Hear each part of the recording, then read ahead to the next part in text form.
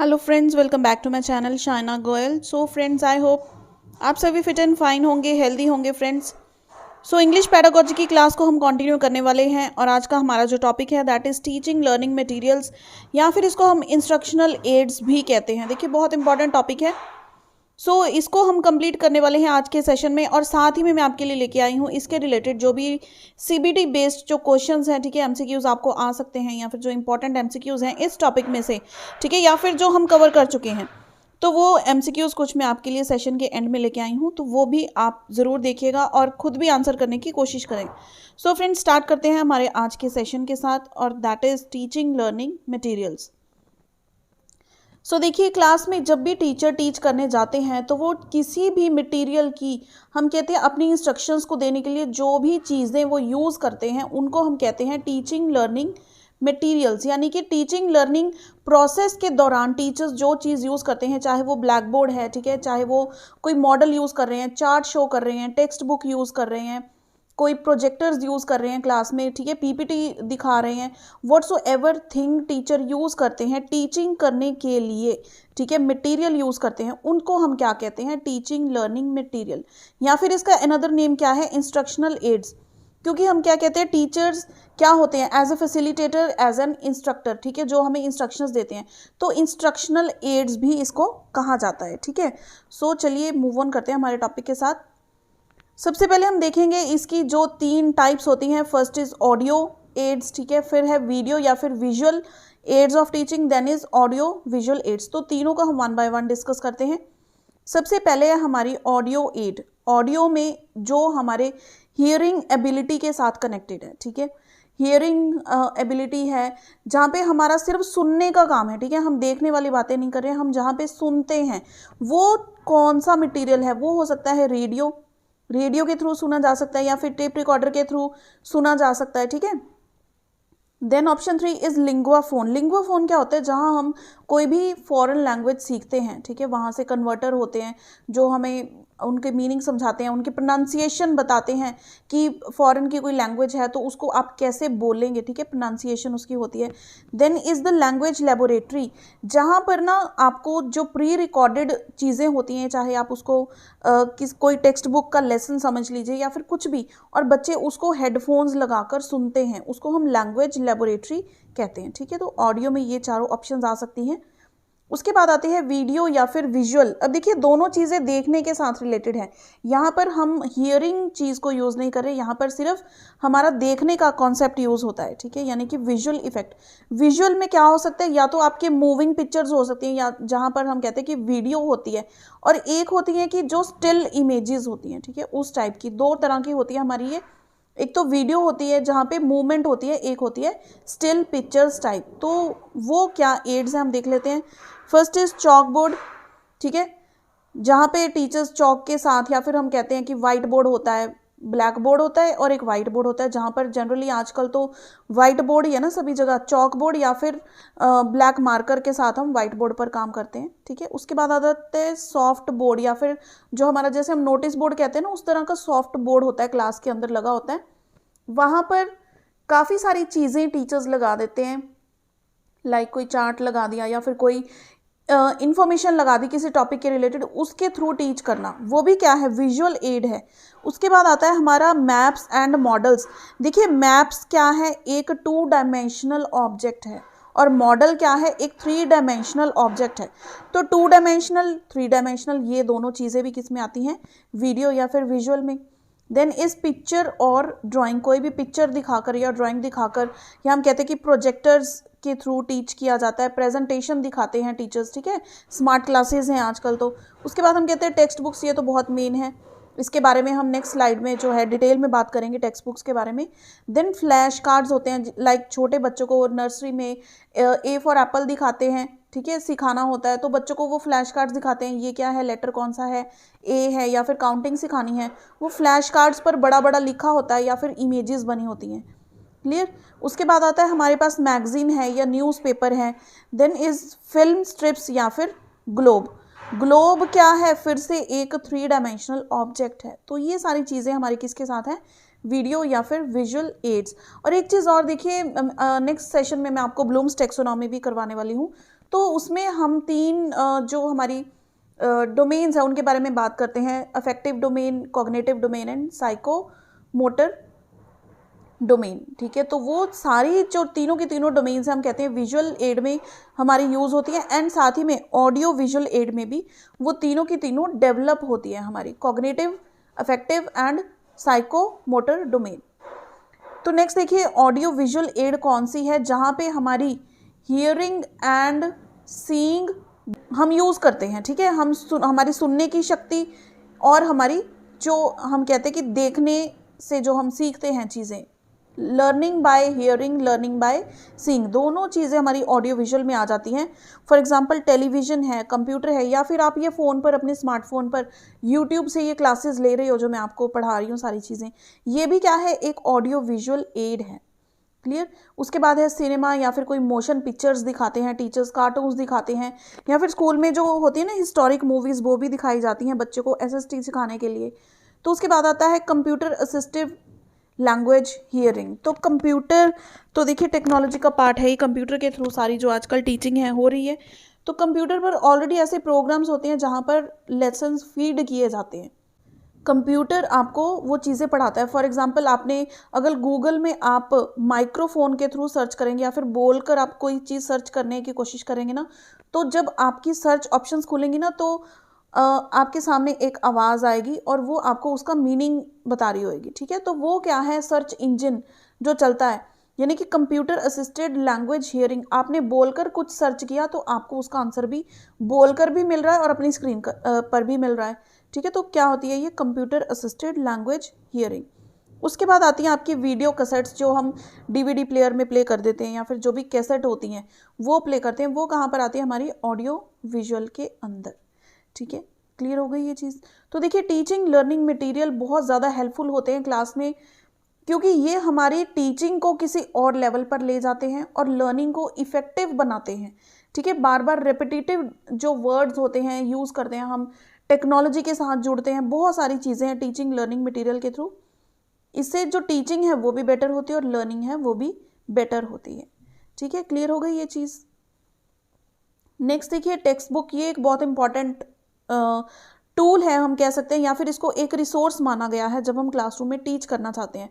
तो सबसे पहले जो हमारी हेल्प करता है टीचिंग के लिए या फिर लर्निंग के लिए, वो क्या है, वो एक टेक्स्ट बुक है, जिसमें हमने जो चीज़ें टीच करनी है वो बिल्कुल सीक्वेंस में, ठीक है, ऑर्डर में लिखी हुई होती हैं, और वो हमारे जो ऑब्जेक्टिव्स है टीचिंग के वो भी फुलफिल करती है। तो टेक्स्ट बुक्स क्या है, it is a tool to be used as a resource in classroom teaching so as to facilitate effective learning, ताकि जो लर्निंग है वो इफेक्टिव हो पाए। ठीक है, इसलिए हम क्या है, टेक्स्ट बुक को as a resource classroom teaching के लिए यूज़ करते हैं।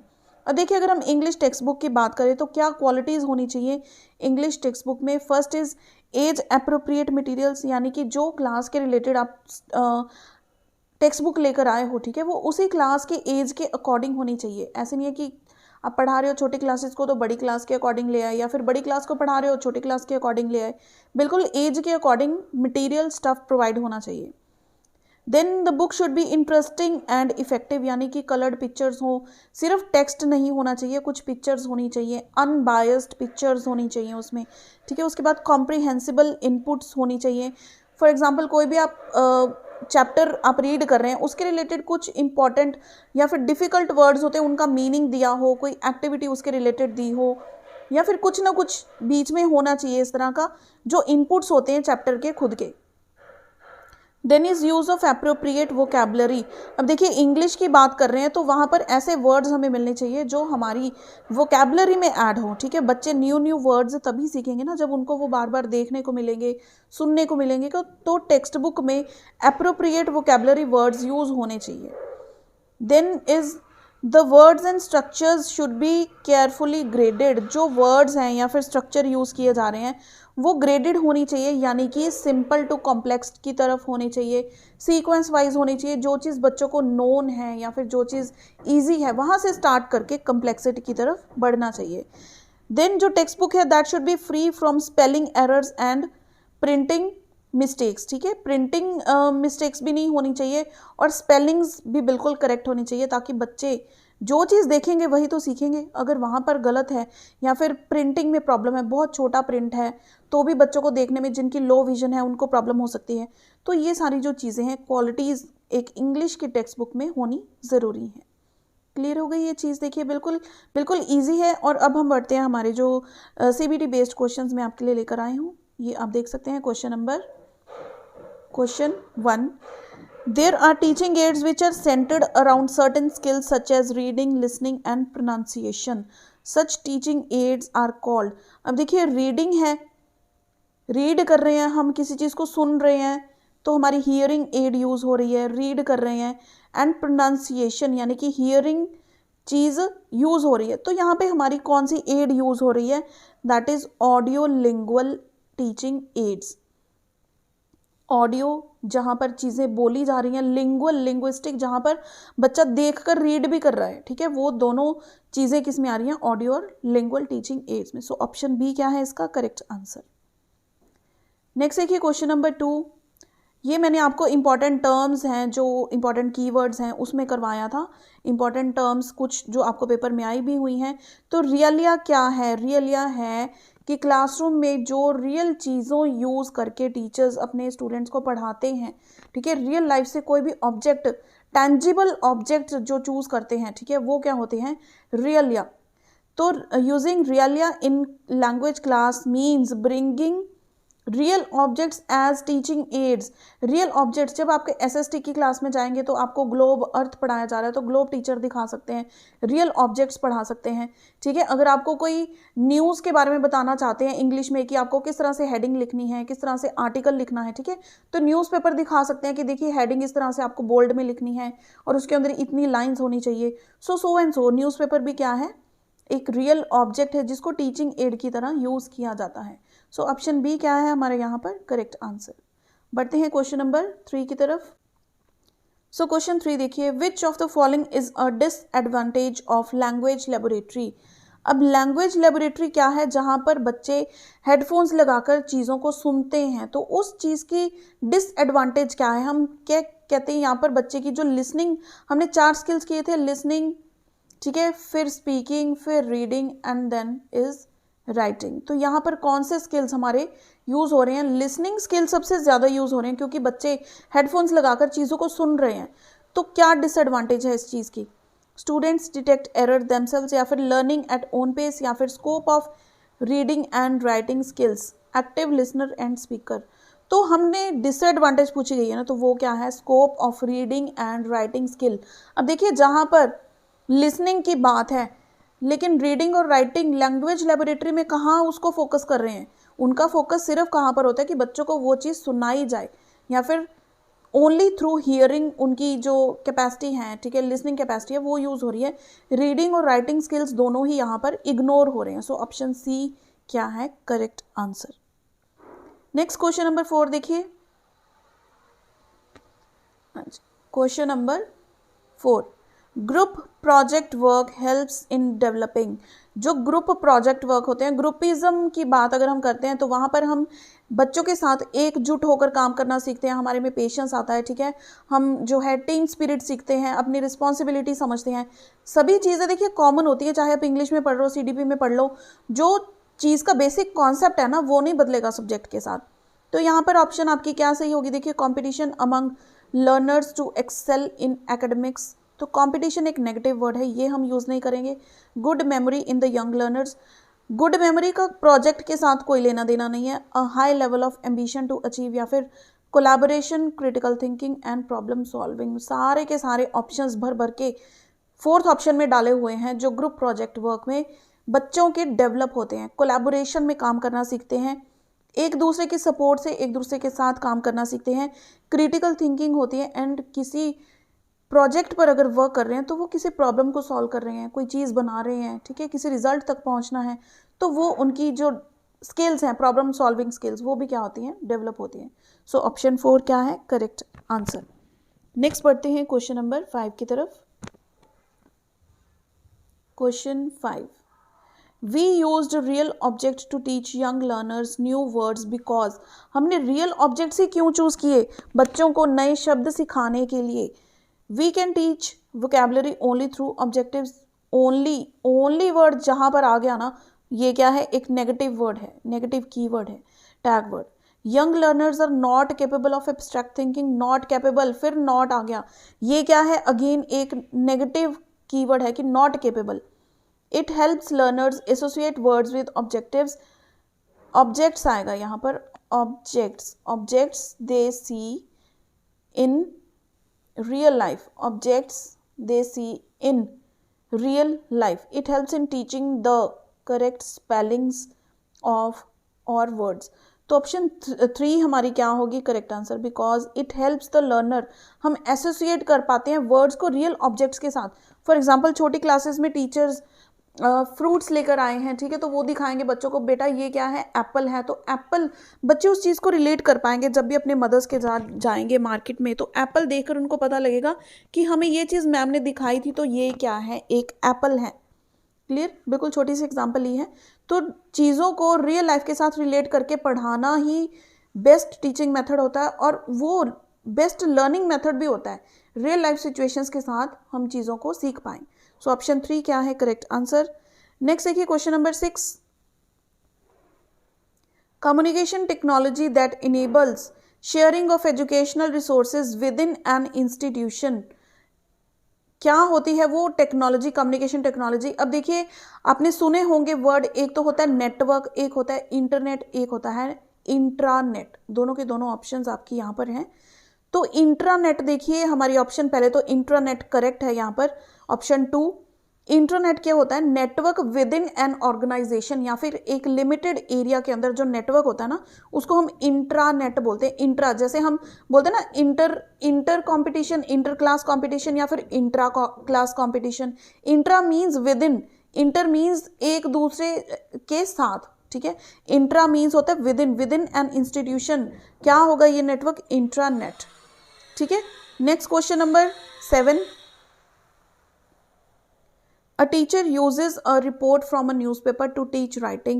The material used thus for teaching is referred to as, अब टीचर अगर कोई रिपोर्ट यूज़ कर रहे हैं न्यूज़पेपर से, ठीक है, टू टीच राइटिंग, तो वो मटेरियल को हम क्या बोलेंगे, रियलिस्टिक मटेरियल बोलेंगे, नेचुरल मटेरियल, ऑथेंटिक मटेरियल, या फिर एक्सटर्नल मटेरियल। तो ये क्या होगा, एक एक्सटर्नल मटेरियल। अब न्यूज़पेपर है, हम पढ़ते तो टेक्स्ट बुक से हैं, लेकिन टीचर ने रिपोर्ट बनाने के लिए बच्चों को यूज़ किया, रिपोर्ट को, न्यूज़पेपर की, बच्चों को राइटिंग सिखाने के लिए, तो वो एक एक्सटर्नल मटेरियल यूज़ किया ना उन्होंने क्लास में, तो उसको हम क्या बोलेंगे, external material, that is newspaper. Next is question number 8 and the final question of this session, dash facilitate communication between schools as well as between student और teachers and programmers and data. तो देखिए communication की बात कर रहे हैं, communication किसके through होती है, स्कूल्स, स्टूडेंट्स। कीवर्ड्स होते हैं ना, आपको हम कहते हैं कि हाईलाइट कर लो कीवर्ड्स। अब देखिए सीबीटी बेस्ड है, तो आप अंडरलाइन तो नहीं कर सकते, उसको अपने माइंड में तो सोच सकते हैं ना कि स्कूल के साथ, स्टूडेंट के साथ, टीचर्स के साथ, या फिर प्रोग्रामर्स होते हैं, डेटा होते हैं। ये सारी चीज़ें आपको एक साथ कहाँ पर मिलेंगी, ये आपको कंप्यूटर्स में मिलेंगी। कम्युनिकेशन एक्ट करता है। अब देखिए कंप्यूटर के अंदर प्रोग्रामर्स प्रोग्राम बनाते हैं, स्कूल वाले जो टीचर्स हैं वो डेटा देते हैं कि ये हमारा अटेंडेंस रजिस्टर बना दो, ठीक है, कंप्यूटर के अंदर। तो प्रोग्रामर जो हैं वो एक प्रोग्राम बना देंगे टीचर से डेटा कलेक्ट करके, ठीक है, स्कूल की ऑर्गेनाइजेशन की परमिशन के साथ जो भी सब कुछ होता है, तो स्टूडेंट्स का सभी रिकॉर्ड वहाँ पर चढ़ जाता है, जिसको हम बोलते हैं कि ऑटोमेट करना, जो मैनुअल रिकॉर्ड्स हैं उसको ऑटोमेट करना, यानी कि कंप्यूटर पर सारा काम करना, ठीक है। सो ऑप्शन 4 हमारी यहाँ पर क्या है करेक्ट आंसर। सो फ्रेंड्स आज का सेशन यहीं तक है, बहुत इंपॉर्टेंट टॉपिक है, साथ ही के एमसीक्यूज जो हैं ये मैं आपके डिस्कस कर चुकी हूँ।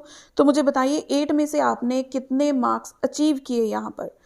सो देखिए वीडियो हेल्पफुल रही हो, इसको लाइक एंड शेयर ज़रूर कीजिएगा। और इन द कमिंग सेशन हमारे सिर्फ 2 टॉपिक्स रहते हैं। वैसे मैं आपको CCE करवा चुकी हूँ, कॉन्टिन्यूस एंड कॉम्प्रिहेंसिव इवेल्युएशन, ठीक है, तो वो भी इंग्लिश पैडागॉजी में भी आता है, मैं CDP में भी करवा चुकी हूँ। तो मैं कोशिश करूँगी कि जो ब्लूम टैक्सोनॉमी है और CCE है ये मैं आपको कंबाइन एक ही सेशन में करवा दूँ, क्योंकि CDP में हम बहुत डिटेल में बहुत अच्छे से वो चीज़ कर चुके हैं। सो अगर आपने वो सेशन भी अटेंड नहीं किया तो यहाँ पर भी आपका CCE जो है कम्प्लीटली अच्छे से हो जाएगा। तो नेक्स्ट सेशन के साथ हमारी जो है इंग्लिश पैडागॉजी कंप्लीट हो जाएगी. Just 1 session to go for English pedagogy to complete. So friends, see you in the next session. Till then, keep watching.